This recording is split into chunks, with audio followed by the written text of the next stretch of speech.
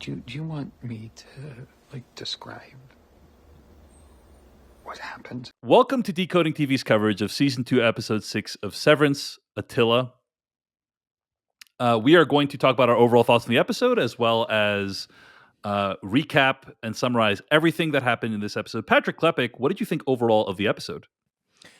Beautifully sad is like the phrase that comes to mind. Like, this is a episode full of like beautiful performances, like characters having revelations, insight. I found it to be, there's a lot of beauty and tragedy in this episode in a way that I think is the show operating at its best. Where are we moving much of like the central plot along? Maybe not, but like the characters are like going, I mean, we go miles with these characters in this episode emotionally, in ways that are really satisfying and insightful. And like I said, beautiful is the word that often came to mind as I was watching many of the moments and performances in this episode. Like it makes my heart big that the show cares this much about its characters when it would have been very easy to get lost in the hallways of the severed floor and the dark hallway. And there's so much interesting mythology that it could chew on. And I'm glad that it picks its portions correctly. This episode is excellent. It's almost like a masterpiece episode. And what's great about it is it's essentially hard sci-fi. And what I mean by that is it's exploring, hey, let's take this idea of severance and let's explore different permutations of it. Like, how would this actually play out in these vastly different scenarios? What if your wife fell in love with your severed self? You know, what if your severed self had sex with someone and you also wanted to have sex with the same person? You know, what if like all these basically like all these like what if scenarios explored in these very different situations with all these different characters.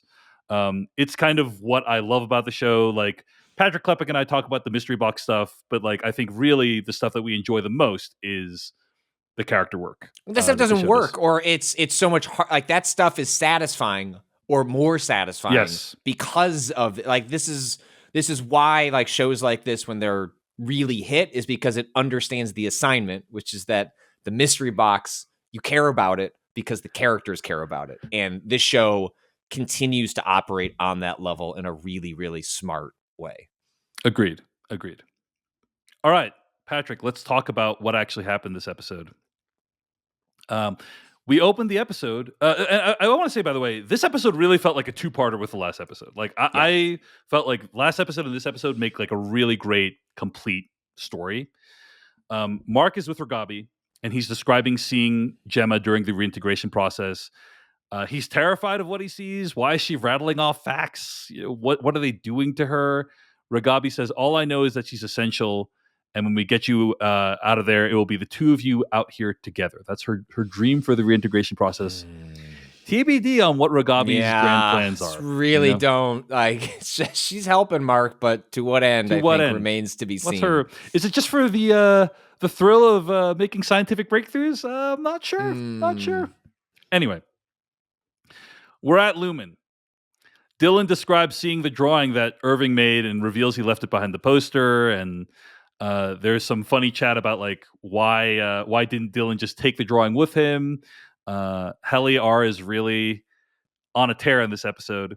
And then we see Mark start to flash back and forth between his life at home and his life at Lumen. That happens a few times this episode. It's really well done. A lot of match cuts, a lot of like, you know, he's talking to Helly R at work. Now Helly R is in his house. You know, he's looking in the fridge, but there's stuff from his house in the fridge at work. You know, like all this cool cutting back and forth. That's really, really amazing. And Mark and Helly then have a conversation, and at one point, Mark blurts out that they slept together in your tent. Oh, you know, and it's actually an amazing scene. Like some great acting from Britt Lower, who plays Helly R, and At first she's like, "Oh, you and Miss Casey slept together? Yeah, that's fine. Like, I don't care." But then he's like, "No, like you and me slept together." And then all this like realization and anger and betrayal goes through her. It's a great scene, and there's several great scenes with Helly R this episode. Patrick Klepek, any thoughts on Helly R this episode? I agree. That scene is played, I think, really beautifully between both of the actors. Like Mark not really like wanting to say something and feeling like an obligation to say it, not sure how to say it. Like, how do you be gentle about revealing something that is going to be obviously traumatizing and like might create a sense of shame, even if everyone involved like didn't know that like what cards were actually played on the table. One thing that it didn't ruin the moment for me, but like, are we to assume that this is happening essentially a day later after the encounter between Milchek and Mark in the elevator?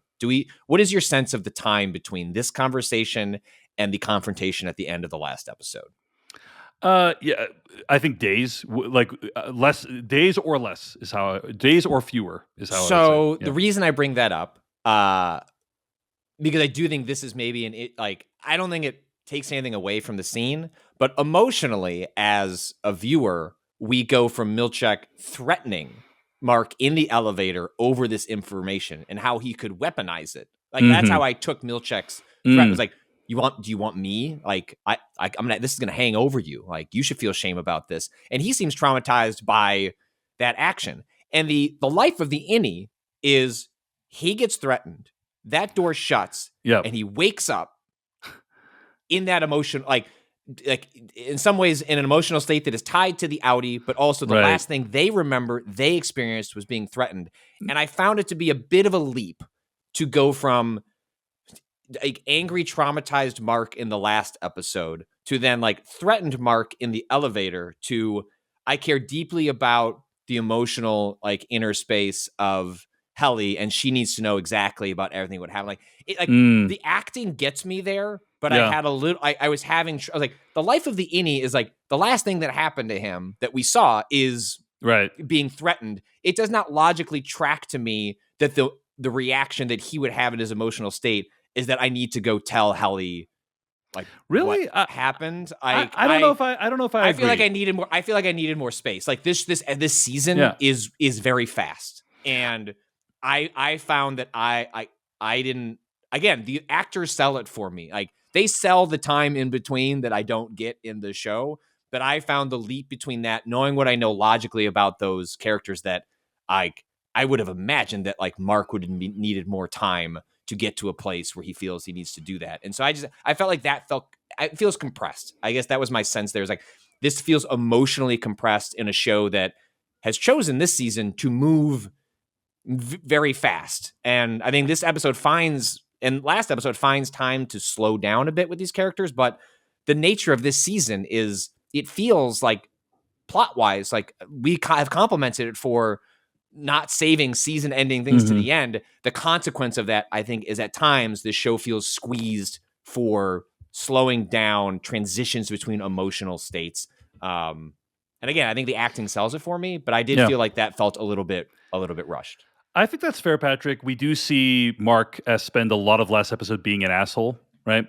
Or not being nice, right? Because very justifiably so. He is absolutely. He has been traumatized. He's been They've both been violated. Violated, right?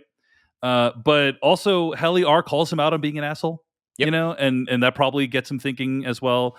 And when Milchek, quote unquote, threatens him in the elevator, he probably realizes, you know what, it's best if the information comes from me, you know, as opposed to Milchek.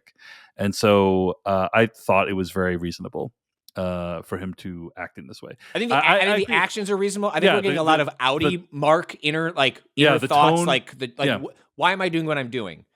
Why am I feeling what I'm feeling? Yeah. The outie Mark is going through therapy. We're saying a lot this out loud. Any Mark, I feel like sometimes we're just like in this space jumping from the next to the next thing. It all is logically consistent, but I just feel like I don't know, there's a little bit something missing without any Mark elaborating on how they arrive at those places. Patrick Klepek, have you ever heard of this thing called reintegration? It's when you combine both your innie and outie self into a new person. Happens in fits and starts. And perhaps we're starting to see that. I'm being a little facetious, but I actually think that's partially true. I think we're starting to see the two personalities bleed into each other. I think people, So, I think that's one of the arguments I thought fans theorizing about is like the even like the way his hair is is being shown in this, like we're seeing subtle ways. It's very neat. Innie Mark's hair is very neat, and outie Mark's hair is a little bit more disheveled. And then we're seeing like innie Mark's hair be a little bit more disheveled this season, which indicates kind of the two of them kind of bleeding over a little bit. Outie Mark wishes he was in an emo pop punk band, but it didn't work out. You should stop trying to be Fall Out Boy. There's a lot of that with him in the outside. Indeed. So anyway, Helly confronts Mark and lashes out at Helena.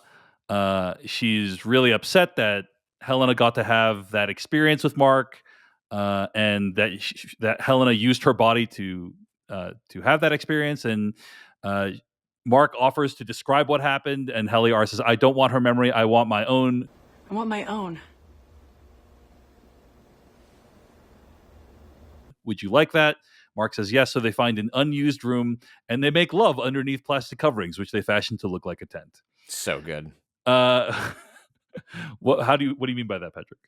Oh, that was just such a cute little. I mean, these are teenage emotion. Like there was so much like anyway, like anyone's who first like real sexual encounters in their life as you were growing up. There's so much of that energy in this between them, and because my wife pointed out, she's like, well. Okay, I'm a little confused in like, do they remember how to have sex? It's like, well, the show doesn't always remind us of this, but like they remember like instinctual thing. Like they don't forget how to walk just because they're correct in any. They have what's called semantic memory, as some people describe it. Like one of the questions that is asked is like, name a state in the United States, and she says Delaware. So they know like things. They know basic things about life. It's unclear exactly where that ends, though. Right, but emotionally. They have no emotional intelligence when it comes to sex. I can maybe mimic the physical actions. They have some like internalized history with it, like in sort of lizard brain. But like the nervousness, they each they're both like giddy and scared. And I thought it was very cute. It was such a great culmination of these two characters and the journey they've gone on through the first season, and even the way they're in giddy in the hall. Like just everything about it it's one of my favorite scenes in the show. And I just thought it was terrific. It's a great point about the memory, though, because I think a lot of people are curious how that all works. And there were some interesting comments made earlier on this season about like when Aaliyah Shawkat is in the show, she says, what does the sky look like? How's the sky? I don't know. What, you didn't see it? Well, I went outside for a second. And other people are talking about like wind. What does wind feel like? And it's like, wouldn't the characters kind of know what that is, right? Like, because if they know what Delaware is, wouldn't they know what wind is? Anyway, so it's never really delineated exactly what the boundaries of their knowledge are. But I think you're right, Patrick, that emotionally they're clearly very, very young, right? And you get that sense in this scene. Helly wants to ask, was it different with me, than with her outie? And he leans in to kiss her. But when they make out, it turns out he has a nosebleed, probably from the reintegration. Well, hold on, just to pause in that little sequence, when he says, "With the best of intentions," do you want me to describe it? Hey, do you want me to like describe what happened? It was like equal parts cringe and also that is so adorable. Like you are just a little puppy trying to like. Be very, and he's trying to be considerate. Yes, it's so good. It's like if it was my body that someone used, I'd want someone to explain what happened. Yeah, yes, it was great. It was great. Anyway, while Miss Wong is taking his blood pressure, Mark flashes to his outie self. Ragabi's asking him about a black hallway, so it's like, okay, what does she know about the black hallway? Very curious. And then what's amazing about this scene is like you've seen Mark kind of flash back and forth between identities, but he's always stayed. The show always stays with the character in that time frame. Yeah, this is the first time I think where we flashed to an outie Mark, and then it never goes back to any Mark. We never find out how that exchange concluded, right, with Miss Wong, and it really is the show demonstrating how disorienting the reintegration process is. It's really well done. Ragabi says, we need to speed up the process. We need to like flood the severance chip in your head. There's a slight chance of hemorrhage, but during the conversation about this, Mark gets really frustrated and freaked out. And he's like, I'm really hungry. I'm going to go eat. So he goes to a Chinese restaurant called Zufu. And then Helena Egan shows up. Their dialogue is stilted and awkward. During the conversation, Helena misidentifies Gemma as Hannah. Oh my God. I just wanted to just die when that happened. And as their meeting ends, Mark feels like he may recognize her. All right, let's talk about this exchange for a little bit. So I will say, crackpot part of myself was wondering, maybe Gemma's name is Hannah. So that that did right? that really did, like, she's too smart. Well, like, okay, but we also know that Helena Egan sucks at improvising, and right? and also thinks of these people right. like innies as subhuman, right? Like as animals, right. And so it would then track like, well, that woman in there that we're using for Cold Harbor, right? That's I don't need to learn her. I don't need to learn her name. Right? That was on a PDF, years ago, but like that's out of my brain. So I think both are like, I could go either way on that one. Like her callousness and indifference to the innies means she could just get it wrong. It's also possible that she's referring to an element of the program that we're unaware of. So Patrick, like, what do you think her deal is, man? Like, why is she showing up here? Like, what the hell is she doing? And and she's very bad at like making this seem like a casual visit, right? I think she's trying to be like, oh, I bumped into you like at the supermarket, but she kind of just shows up and then walks over and is like, oh, hello, it's fine. It's nice to finally meet you. You must be Mark S. If you're her, you probably would want to know what her Audi is like. I can imagine that that's very true. And you're also theoretically a powerful, rich person, and you can drive to the Zufu restaurant and make that happen. But any guesses as to what the hell she's doing here, or like what would you speculate is her deal? I think it's unclear. I think there's like many reasons she could be there. Not the least of which is we have very little insight into like the Audi version of her. Like, what is she actually feeling? Like, what does she care about? Yeah. What is her value system? Like, so much of it is built into the hierarchy of Lumen and Kier and repeating the dogma. But like, what does she want? How does she feel about her life? And I think there's very much a possibility that when she got to pretend to be her innie and share a moment with Mark, that wasn't part of a master plan. Like, someone cared about her, did not know who she was. The baggage of the world disappears as part of her deception. And she was able to share an intimate moment with the person that cared for her deeply. It was, again, all a deception, but to her, she got to experience a different version of herself that is without, like, it's a version of what the innie Audi dynamic is, but the innies and Audis are not aware of like what's left behind between those two worlds. She got to play in both worlds and be perceived without the baggage, but she herself still has that back. She is still that Audi. And I can imagine that could leave an emotional mark. So I wouldn't be shocked if like there are lingering effects from that encounter that she has very complicated feelings and is trying to resolve. But again, she could just be a maniacal bitch and like is out there to screw with Mark. Like either are possible. Yeah. I want to point out a few things about Helena Egan that I think are really interesting. First of all, arguably, in my opinion, the most interesting character on the show. First of all, I think that what I think is most fascinating about the show is that Helly R, on some level, probably represents who Helena Egan would be if she did not grow up in a cult-like environment. Yeah. Right? Like her recalcitrance against authority, her irreverent nature, like just like who she is. She's like she'd be like a person you'd want to be friends with at the office, probably. She's just like a cool, fun person, very funny, nice person to have a laugh with.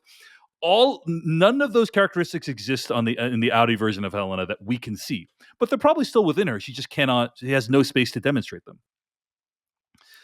Separate point. Helena Egan probably has never had sex before, but prior to this season.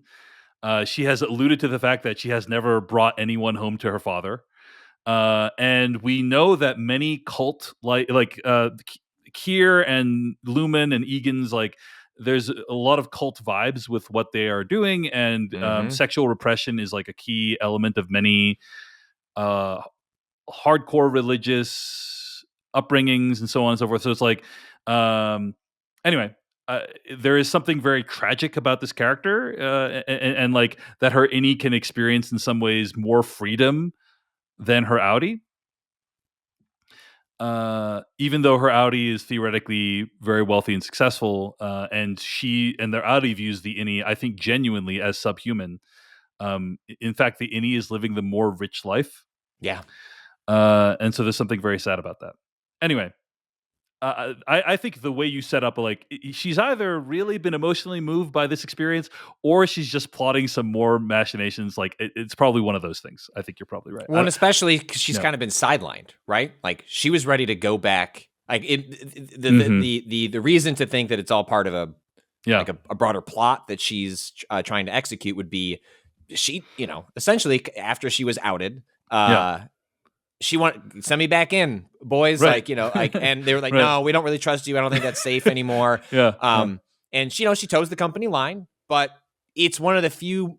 She's otherwise a very stoic, emotionally blank character. It's very hard to read it too much. Right. But you could tell in that moment she was pissed. She was upset. She'll say the lines. It's like a wind-up doll. Like she'll say them, but she's not happy about what just happened. And I think that would give you reason to think there's a much more sinister reason that absolutely. she would be tracking down Mark, because maybe, I'm not sure she's going to sabotage Cold Harbor, but I think something is going on there for sure. What is clear is Helena Egan has no game. I think she easily could have, like, locked this up if she wanted to, and she made first of all, why even bring up Mark's dead wife in the first place? Terrible thing to say. Yep. And if you're gonna say it, at least use the correct name. But it's like, it's painful to watch someone make these extremely avoidable mistakes. So anyway, okay, Mark rushes home. He apologizes to Rogabi for being a dick, and he says, "Let's do it." Rogabi injects stuff into a hole in his skull, during which Mark remembers that he had sex with Helly. So that must be mind-blowing. Did they have to show the hole so many times? I don't think so. You're talking about the hole in his head, not the sex. Yeah. But anyway, Mark's sister, Devin, shows up. And then at that point, they talk for a little bit. Mark collapses and starts foaming at the mouth. Not great. He's flop sweating it was so It's a no, great I got scene. this. Oh, I got this. As like his body is like falling apart. The best moment is when right before he enters the door, he composes himself. He's like, "Oh yeah, I'm like a fun dude, right?" Like, and then he like collapses afterwards. There's an amazing scene where he's like moving the glass on the table, and that's like a sign of his physical state being destroyed. Anyway, I do have to eat crow / crap / whatever. It does appear that Rogabi is a real physical human person, because Mark collapses, Rogabi rushes up the stairs, and then Devin says, who the hell are you? Don't touch him! Who the fuck are you? Indicating that Devin can see Rogabi. So Okay. This is the first time we've seen really that Mark and Rogabi are both acknowledged by another person. But what is her sister seeing, right? What is perception, David? I actually am not. I do think there's possibility, like, still a Rogabi rug pull left in the season. So you kid, but I think there's a lot of truth. Holding out saying. hope. David's down to 1% chance, but it's Yeah. still there. So you're telling me this chance? Okay. Let's talk about some of the other stuff that happens this episode. Milchek meets Miss Huang, talks about his performance review, and Miss Huang is just so cold-blooded. Milchek says, the performance review went great. I look forward to working on some of these things. And then she says, "I'm glad for you." like very. You just wonder what she's thinking. Anyway, Milchick says, "You cannot graduate from this fellowship until I have deemed you wintertide material." And so he says, "I'm going to take the rest of the day off, and I'm going to leave you to manage the severed floor." So Milchick then goes and starts working on the things that were criticized of him last episode. He uses words that are too big, and also he puts paper clips on the wrong way. And so we see him paperclip things the right way like 100,000 times. And then he goes in front of a mirror and he starts simplifying his language. He starts by saying, "You must eradicate from your essence childish folly." And then he says, "You must abandon childish things. You must grow up, grow." Grow.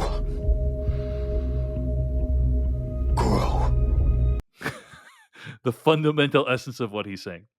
Forgot to shout out, by the way, one of the greatest things about last episode was when Drummond says to him, "You use words that are too big to understand," and then he says, "Well, perchance I may colloquially employ ... and then he interrupts him at that point. Anyway, this is a great sequence, and I think it's basically about how in the corporate environment you are asked to subsume parts of yourself that are probably core to your essence, right? Yeah. That there's parts of yourself that that find certain things important, and which the corporate world says, do not treat those things as important.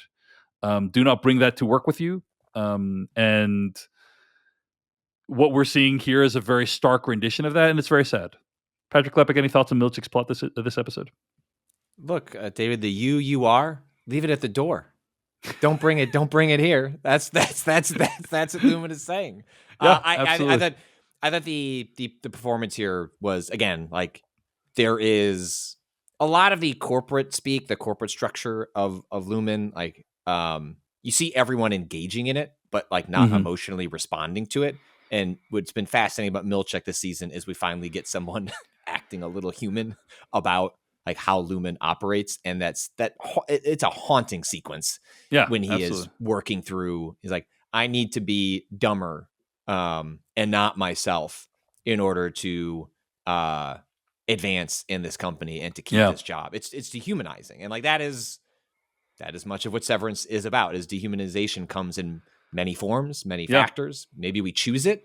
Maybe it comes to us. Maybe it is put upon us in the different systems of the world. And this is the one that is pressing down on him, which is like, we need you to be mean. We need you to be stupid. And we need you to keep this floor in line. And at some point, that man is going to have a breaking point. The problem is whether I think he's going to do some harm along the way. You know what I mean? The Milchick that shows up in the elevator, I don't know what's in his heart, but like what we've glimpsed in the show is a person just trying to do their job well in a compromised environment, which is, as big as any of us. And like, you exist in capitalism, to like smaller versions of that, of like, what are the systems surroundings in your life that you may not be happy with, but are the systems in front of you, and you try to do your best to be a good and a person within it.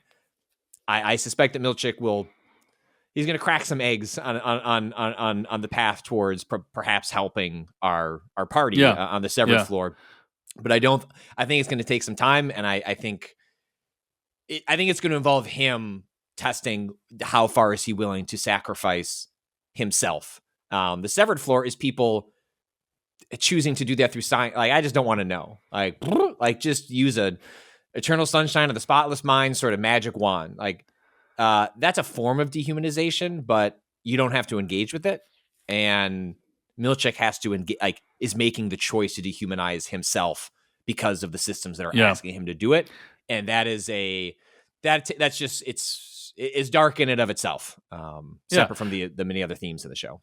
I think people, including myself, probably misestimated Milchick on initial viewing, right? Like, I think, I'll just speak for myself. I certainly thought he was kind of a corporate drone / cog in the machine when I first met him, like a true believer in the cause and so on. But what we find out this season is that he's actually stopping Lumen from its worst excesses, right? Like, he is trying to treat the innies more like humans than literally all of his coworkers.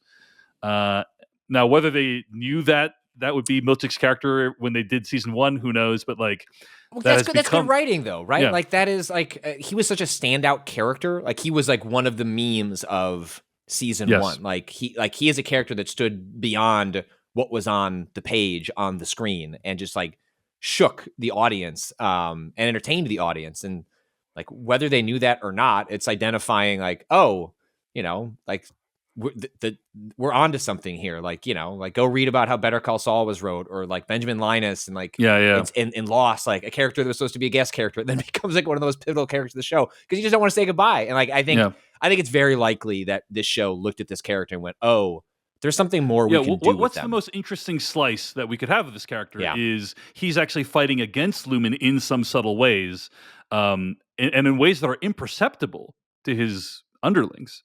But that is eventually going to be subsumed by the demands on him. So, tragic character. Patrick, let's talk about the final 2 plot lines. At the Audi Visitation Center, Dylan's wife, Gretchen, is explaining to... It's Gretchen, right? I believe is her name. Mm-hmm. Is explaining to Dylan... I had this weird thing, by the way, where I was watching the screener of this episode, and it identifies this character as Merrick, which is very weird. Like the closed captions, and I think that's just a mistake because the actress's name is Merritt Weaver, I believe, and not Merrick. So I think it was a typo of the actress's name, but her character is Gretchen in the show, I think. Anyway, she's talking to Dylan and explaining how Dylan's Audi has had a lot of phases, and then says, "I sometimes wonder if you're just not happy." And then Dylan's in, he's like, "Not happy? This is amazing. I'm talking to you. I'm hearing about my offspring. I love this." And offspring, what a great word! What a great word. Dylan asks if they can hug some more, but they soon start making out. And then later on, when Gretchen is with Dylan's Audi, she lies about seeing Dylan's innie. So I think what we're meant to conclude is that she is now more attracted potentially to his innie than his Audi. And that's very disturbing, Patrick Klepek, because it opens up the possibility that maybe she's going to be like, "Hey, what if it could just be your innie all the time? You know, like, what if Dylan's innie took over his life?" I think that it raises that prospect. I think that would be too complicated because, like, Dylan's innie would have no memories of any of the formative lives of his children. You know what I mean? Mm-hmm. I thought about, like, logistically, like if she says to Lumen, "Hey, can we make Dylan's innie his Audi permanently?" You know, first of all, you're basically killing someone. You're killing the Audi character, which is horrifying, and then also, it would be hard to make that happen because he doesn't know anything about the kids and their lives together. Anyway, that's just where my mind went. Patrick Klepek, any reaction to this whole subplot? I agree that sounds complicated, but I think the show is putting a big thumb on the scale, like towards a conversation like that at some point. And separate from where that arc might go, the sense I get from this section of the show with Dylan and Gretchen is that anyone that's been in like a really long-term relationship, like something that spans decades, like people change, relationships change, your dynamics change, what you call excitement changes, and that's normal. That's like that completely normal dynamics for a long-term relationship. And I really get the sense that when she goes down there, she's meeting the man she fell in love with, and not the man he has turned into, which seems like a victim of like circumstance, like which just happens over the grind of a life and the actions that are put upon you, and also how he's chosen to engage or not engage with those elements of his life. And so I think she goes down there and like the reason she would even consider like bringing the innie to the surface would be because, well, this is the person I wanted to have a family with, like the person at home. Like I love them. Like they wear the face of the person that I love, but they're emotionally, they're not, they're not the person that I fell for. And I think that is again, from a, like you start to imagine a writer's room doing all the what ifs on like what this premise allows for. And like, one of those is something akin to that. And I could find that very, sure, it's very messy, but I also could find that deeply alluring. It's like she's a profoundly unhappy person, but also he's not a bad guy. She's not going to divorce him. They've got multiple kids. He's not abusive. He's just sad and absent. And that is its own kind of prison to be in a relationship.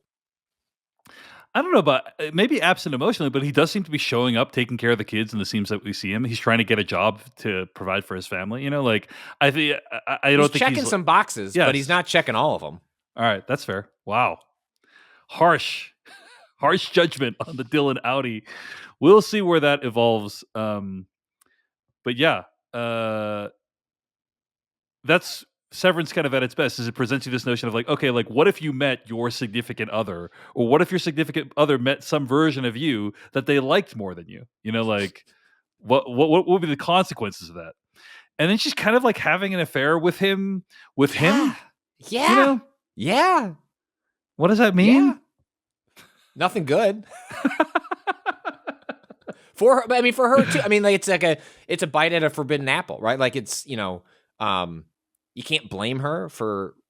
At least I don't really blame her for feeling that way, given what the insight we have into their home lives. But once you've had a taste, like, can you know, is she going to be able to turn away? Like that's my worry. Is like the moment that kiss happened, I was like, oh no, this is okay. Is she going to be able to turn that off? I don't know. Indeed. All right. Final subplot, Patrick Klepek.